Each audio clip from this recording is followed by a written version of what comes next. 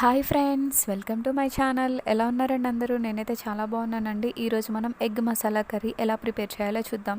చాలా టేస్టీగా ఉంటుందండి. ఎప్పుడు చేసేలా కాకుండా ఇలా డిఫరెంట్గా చేసుకుందాం. దీనికి నేను ఒక 6 ఎగ్స్ తీసుకున్నానండి.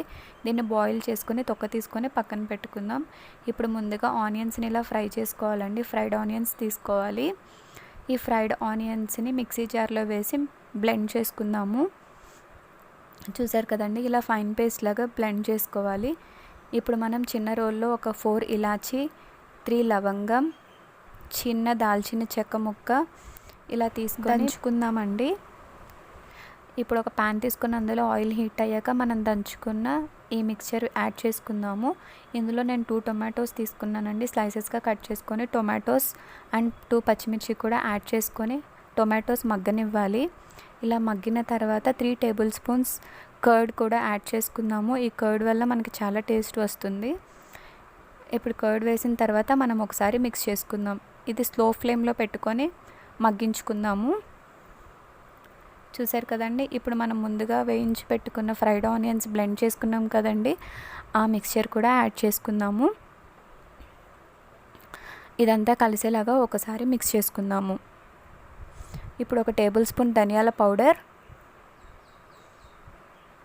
ఒక table spoon garam masala powder add చేసుకుందాము. 1.5 టేబుల్ స్పూన్ కారం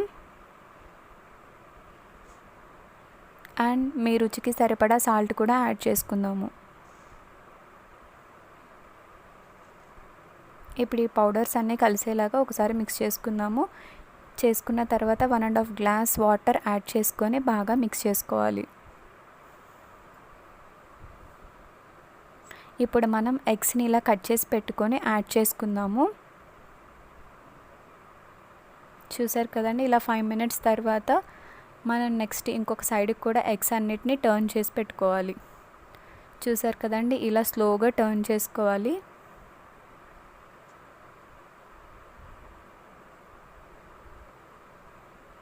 ఇలా టర్న్ చేసుకున్న తర్వాత ఒక 5 to 10 మినిట్స్ మనం ఉడికించుకుందాం మూత పెట్టుకొని.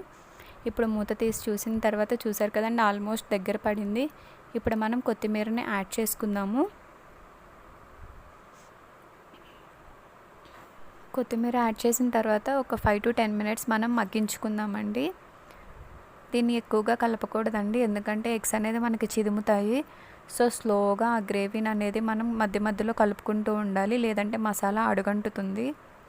చూసారు కదండి, ఇలా కొత్తిమీర వేసిన తర్వాత మనం కలుపుకోవాలి. ఇలా స్లోగా మనం మిక్స్ చేసుకుంటూ ఉండాలండి. చూసారు కదండి, ఆల్మోస్ట్ గ్రేవీ అంతా దగ్గర పడిపోయింది. మన కర్రీ రెడీ అయిపోయింది. ఇప్పుడు మనం స్టవ్ ఆఫ్ చేసుకుందాము. చూసారు కదండి, ఎంతో టేస్టీ అయిన egg masala gravy curry ready అయిపోయింది.